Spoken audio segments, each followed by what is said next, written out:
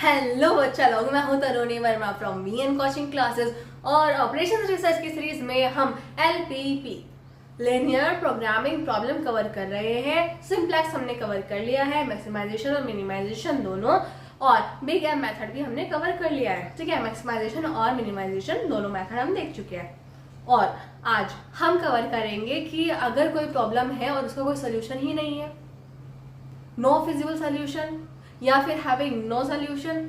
ठीक है, तो आज हम ऐसा ही क्वेश्चन सॉल्व करेंगे। तो ये है हमारा ऑब्जेक्टिव मैथ्स जेड है, हम इसको चेंज करने की कोई जरूरत नहीं है, ये हमारा सब्जेक्ट है और हमें इसको भी एम मेथड से यूज करना पड़ेगा। क्यों?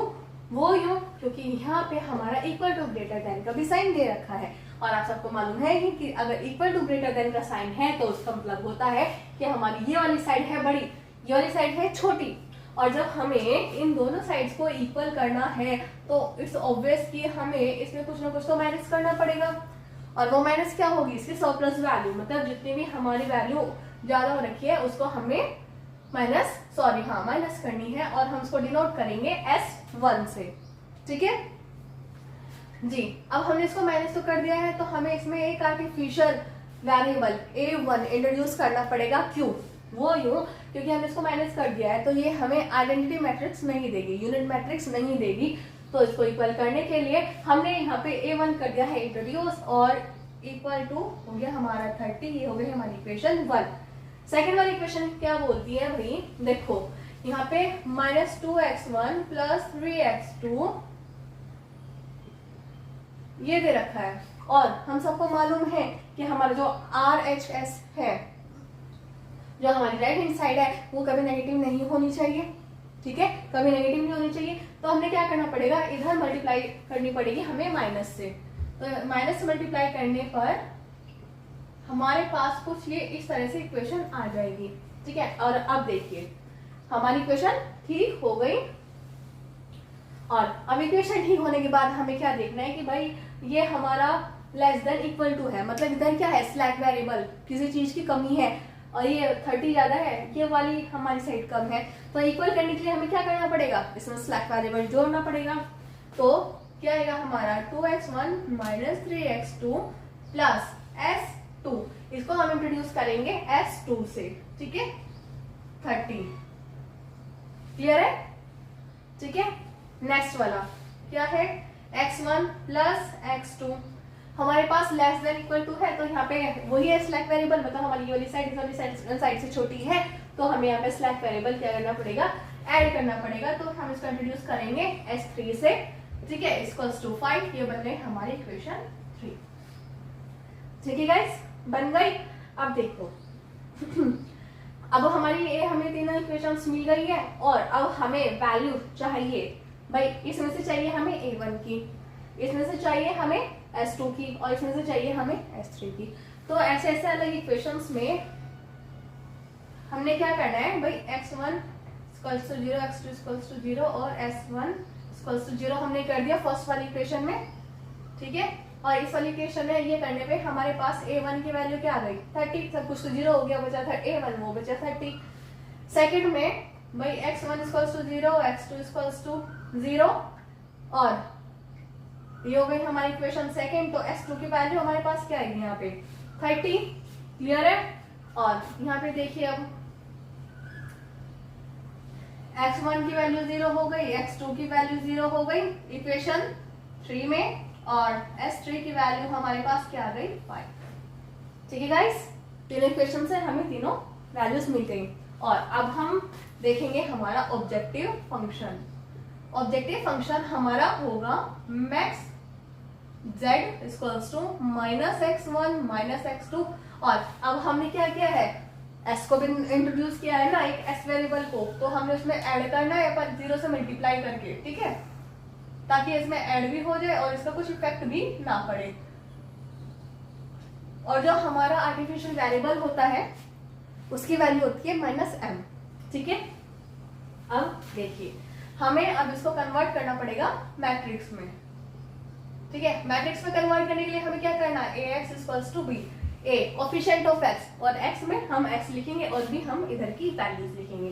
तो चलिए देखते हैं फटाफट से हम क्या कर रहे हैं इसमें। 2 3a1। ठीक है गाइस, हो गया। अब इन वाली इक्वेशन से कोएफिशिएंट्स ले लो। x1 का है 3, x2 का है 2, s1 का -1। गाइस आप सबको मालूम है कि अगर हम 1 की मल्टीप्लाई किसी से भी करें तो हमारे पास वही आएगा। तो ऐसे ही अगर हम 1 से s1 की भी मल्टीप्लाई करेंगे तो s1 आएगा, और अगर हम -1 से s1 की मल्टीप्लाई करेंगे तो हमारे पास क्या आएगा, -s1। ठीक है, इसलिए हमने यहाँ पे -1 लिया है, और a1 का कोएफिशिएंट है 1, और ये भाई हमारे पास है ही नहीं, ये हो गया हमारा 0। नेक्स्ट, x1 का कोएफिशिएंट 2, x2 का कोएफिशिएंट -3, s2 का कोएफिशिएंट 1, बाकी कुछ और दिया हुआ नहीं है, तो और क्या हो गया हमारा 0। थर्ड वाली इक्वेशन से x1 का कोएफिशिएंट 1, x2 का कोएफिशिएंट 1, s3 का कोएफिशिएंट 1, और जो नहीं है वो हो गया हमारे पास 0। इधर लिखेंगे हम x1, x2, s1, s2, s3 and a1। हो गया क्लियर? और हम ये वाली वैल्यूज लिख देंगे फिर 30, 30 एंड 5। हो गया गाइस? ठीक है, क्लियर है? ये आ गई हमारे पास हमारी मैट्रिक्स फॉर्म। और अब हमें इसकी क्या करनी है, अब हमें इसकी बनानी है टेबल। ठीक है, और इतने में टेबल ड्रॉ करती हूँ। जो भी व्यूअर्स मेरे चैनल पे नए हैं प्लीज मेरे चैनल को लाइक कीजिए, और अगर अब तक सब्सक्राइब नहीं किया है तो सब्सक्राइब कीजिए। ये रही हमारी table B, CB, CJ, XB। ठीक है, यहाँ क्या आएगा x1, x2, s1, s2, s3, a1। ठीक है गाइस, चलिए अब देखते हैं कि हमें कैसे फिल करना है। CJ में हम ऑब्जेक्टिव जो हमें दे रखा है उसमें से हम इसके कोएफिशिएंट्स लिख लेंगे। x1 का कोएफिशिएंट -1, x2 का कोएफिशिएंट -1, s1, s2, s3 का 0 हो गया, और a1 का -m। चलिए यहाँ पे वेरिएबल्स हम कौन कौन से लेंगे गाइस? हमने क्या देखा कि हमारी जो फर्स्ट वाली इक्वेशन थी हमने उसमें -s1 किया था, और -s1 को सॉल्व करने के लिए हमने इंट्रोड्यूस किया था a1। ठीक है, तो -s1 हम यहाँ बेसिक वेरिएबल्स में नहीं लिखेंगे। क्यों? क्योंकि हमें आंसर -s1 नहीं देगा, a1 देगा। ठीक है, तो यहाँ पे लिख लेंगे हम a1। सेकेंड वाले में s2, क्योंकि हमने उसको प्लस किया था। a1 हमें आर्टिफिशियल वेरिएबल इंट्रोड्यूस करने की जरूरत नहीं पड़ी थी, और जो थर्ड वाली इक्वेशन थी हमें उससे क्या मिला था, s3। ठीक है गाइस, कॉस्ट हम यहाँ से कॉपी कर देंगे जो हमें ऊपर दे रखी है। a1 की कॉस्ट क्या है, -m, s2 की कॉस्ट क्या है 0, और s3 की भी क्या हो गई 0। xb में हम ये वाली वैल्यूज लिखेंगे यहाँ पे 30, 35। ठीक है, और अब ये हमें जो कि टेबल यहाँ पे पुट कर देनी है। ठीक है गाइस, हो गई हमारी टेबल, और अब हमें फाइंड आउट करना है ZJ - CJ। और जो अभी तक मेरे लेक्चर्स को फॉलो कर रहे हैं, मैंने पहले भी कई बार बता दिया है कि ZJ - CJ का फॉर्मूला क्या होता है। ZJ - CJ का फॉर्मूला होता है CB × XJ - CJ। ठीक है, और J की वैल्यू यहाँ पे होगी तो 1, यहाँ पे होगी तो 2, 3, 4, ऐसे करके हम इसको लिख लेंगे। ठीक है, तो चलिए एक मैं आपको सॉल्व करके दिखा देती हूँ। जैसे यहाँ पे CB क्या है, -m ×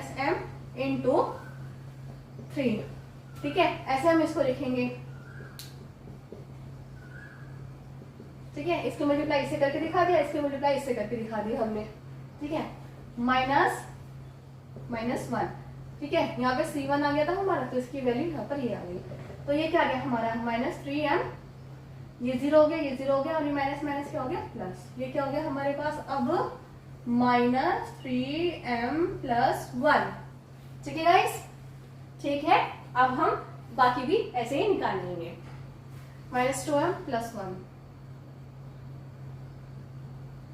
m, सबका 0, 0, -m ये हो जाएगा प्लस है, तो ये क्या हो गया हमारा 0। ठीक है गाइस, अब आप मुझे एक बात बताइए भाई, m की वैल्यू सॉरी माइनस m की वैल्यू छोटी होगी या फिर -3m की वैल्यू छोटी होगी? बताइए, माइनस m की वैल्यू छोटी होगी या फिर -3m की वैल्यू छोटी होगी? देखिए समझते हैं, अगर हम m की वैल्यू 10 कंसिडर करते हैं तो 3m की क्या हो गई हमारी 30, ये हो गया -10, ये हो गया हमारा -30। तो आप बताइए -10 बड़ा है या -30? इट्स ऑब्वियस -10 हमारा बड़ा है, तो क्या हो गया -30 हमारी छोटी वैल्यू हो गई। ऐसे हम अगर इसको यहाँ पे करें, हम इसको -2m कर दे तो ये क्या हो गया हमारा -20, तो ये -20 है, ये -30 है, तो ये वाला है छोटा, तो हम इसको लेंगे अपना की कॉलम। अब कहेंगे कुछ लोग कि मैम यहाँ पे +1 भी तो दे रखा है। दरअसल ये माना जाता है कि m की वैल्यू अगर प्लस में है, पॉजिटिव है, तो वो इतनी बड़ी है कि उसमें कुछ भी सब्ट्रैक्ट करने का कोई फायदा नहीं होगा। ठीक है, कोई इसकी वैल्यू पे ज्यादा फर्क नहीं पड़ने वाला है। और अगर वही वैल्यू नेगेटिव में दे रखी है तो उसमें हम कुछ भी ऐड कर दे तो उसकी वैल्यू पे कोई ज्यादा खास फर्क नहीं पड़ने वाला है। तो इसलिए जो साथ में प्लस या माइनस हमें कुछ भी नंबर्स दे रखे हैं तो उसका असर ज्यादा नहीं पड़ता है। ठीक है गाइस, तो ये हो गया हमारा क्या की कॉलम। की कॉलम ये हमारा हो गया। अब हमें क्या करनी है, की रो फाइंड आउट करनी है। कैसे? मिनिमम रेशियो से। मिनिमम रेशियो से कैसे फाइंड आउट करेंगे? XB/CK, और जो हमारा CK है वो हमारा 0 से बड़ा होना चाहिए, इवन 0 भी नहीं होना चाहिए। अगर 0 हुआ तो हम उसको सॉल्व नहीं करेंगे, और नेगेटिव होने का तो खैर चांस ही नहीं है। ठीक है गाइस, चलिए 30/3 क्या आ गया हमारा 10, 30/2 15 आ गया हमारा, एंड 5/1 हमारा क्या आ गया हमारे पास 5। छोटू वाला कौन सा है? ये वाली छोटी इसकी वैल्यू है, और ये क्या हो जाएगा हमारा आउटगोइंग वेक्टर। ये हो गया हमारा इनकमिंग वेक्टर, क्योंकि अब टेबल में यहाँ पे बेसिक वेरिएबल्स में एंटर मारेगा कौन? x1। ठीक है, और अब इसी के साथ हम प्रिपेयर करेंगे हमारी नेक्स्ट वाली टेबल। ठीक है, तो चलिए मैं तो प्रिपेयर कर ही रही हूँ, और अगर आप लोग भी मेरे साथ ये क्वेश्चन सॉल्व कर रहे हो तो आप भी फटाफट से इसको प्रिपेयर कर लीजिए।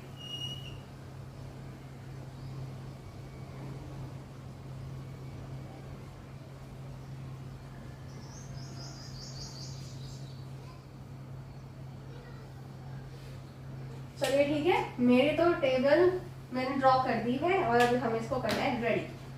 कॉस्ट हमारी ऊपर से हम एज इट इज इसको ले लेंगे, क्योंकि हमारी कॉस्ट पे फर्क नहीं पड़ेगा। ठीक है, चलिए बेसिक वेरिएबल्स में देखो A1 और A2 तो यही रहेंगे, सॉरी A1 और S2 तो यही रहेंगे, पर S3 हो जाएगा आउट, और एंट्री कौन मारेगा यहाँ पे? X1। ठीक है गाइस, X1 यहाँ पे एंट्री मारेगा। तो यहाँ पे कॉस्ट हम लिख लेंगे, A1 की क्या थी -m, S2 की 0, और X1 की क्या होगी -1।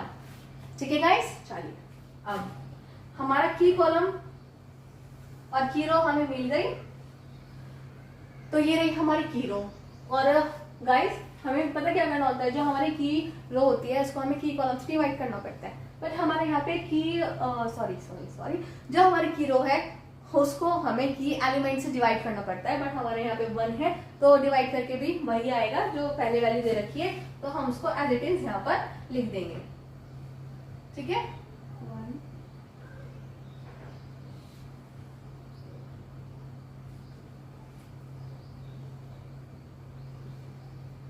ठीक है गाइस, और अब हम इसको क्या कंसीडर करेंगे, R1, R2, R3। ये हो गई हमारी R1 dash, R2 dash and R3 dash. ठीक है गाइस, अब हमें ना R1 डैश रो निकालनी है। R1 डैश रो निकालने के लिए हमें एक तो R1 रो की जरूरत पड़ेगी, और इस वाली R3 डैश रो की। मैं क्या करती हूँ, सबसे पहले ना ये उतार लेती हूँ, ना कंफ्यूज हो जाता है। 0 0 1। ठीक है, उतार लिया। ये रही हमारी R3, और अब हमें देखो यहाँ पे तो हमारा 1 आ गया, क्योंकि ये हमारा यहाँ पे की कॉलम था ना, तो ये इधर हमारा है, यहाँ तो 1 आ गया, हमें 1 करना था, बट हमें यहाँ पे और यहाँ पे चाहिए 0। तो पहले हमें इधर 0 करने के लिए हमें यहाँ पे क्या दे रखा है, 3 दे रखा है, तो हमें यहाँ पे 3 की मल्टीप्लाई करनी पड़ेगी, क्योंकि ये भी 3 होगा, ये भी 3 होगा, तभी तो जाके ये कटेगा। तो 3 इंटू 5 15, 3 1 जा 3, 3 3 1 जा 3, 3 0 0 3 0। ठीक है, अब हम इसको कर देंगे क्या, माइनस। तो माइनस करके हमारा डायरेक्ट यहाँ पे क्या आएगा, 15 0 -1 -1 0 -3 एंड 1। ठीक है गाइस, ये हमें मिल गई रो। अब हमें नेक्स्ट वाली रो फाइंड आउट करनी है, और नेक्स्ट वाली रो हमारी कौन सी है, R2 dash. R2 dash find out करने के लिए हमें इस वाली रो की जरूरत पड़ेगी और इस वाली R3 डैश रो की। मैं ये वाली रो उतार लेती हूँ पहले, ठीक है। 32 -3 0 1 0 0। ठीक है, और R3 है हमारे यहाँ पे, और हमें इसको 0 करना है, पर यहाँ पे हमारा 1 है, तो हम क्या करेंगे, 2 की मल्टीप्लाई पूरी उससे कर देंगे। ठीक है, तो इधर आ गया हमारा 5 2 जा 10, 2 1 जा 2, 2 1 जा 2, 0 0 2 0। ठीक है, माइनस कर देंगे इसको। माइनस करने के बाद यहाँ पे क्या आएगा हमारा 20 0,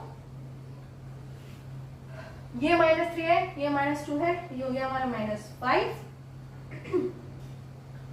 ठीक है गाइस, ये हो गया हमारा 0, ये हो गया 1 -2 एंड 0। ठीक है गाइस, इतना समझ आया।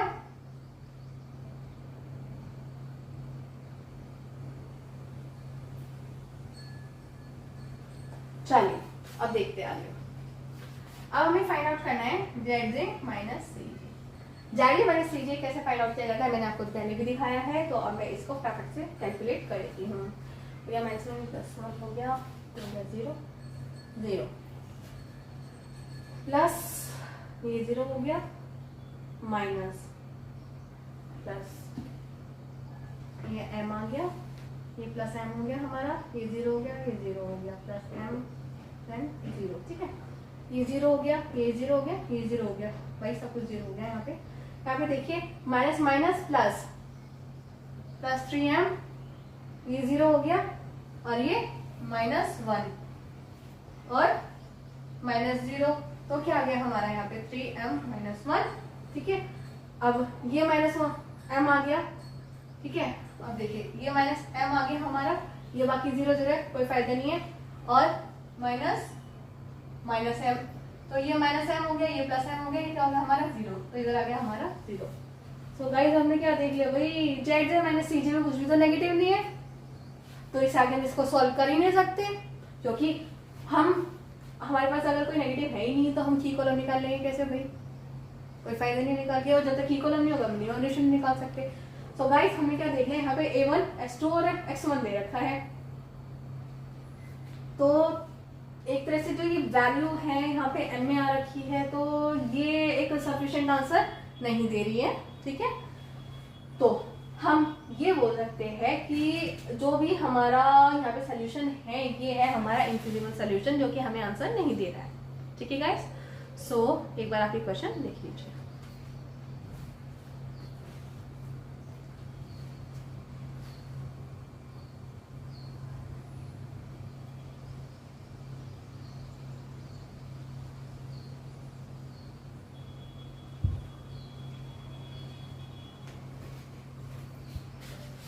सो आई होप गाइस आपको आज का लेक्चर समझ आया होगा, तो और इसको लाइक कीजिए, सब्सक्राइब कीजिए और ज्यादा से ज्यादा शेयर कीजिए। मिलते हैं आपसे नेक्स्ट वीडियो में। Till then thank you and take care.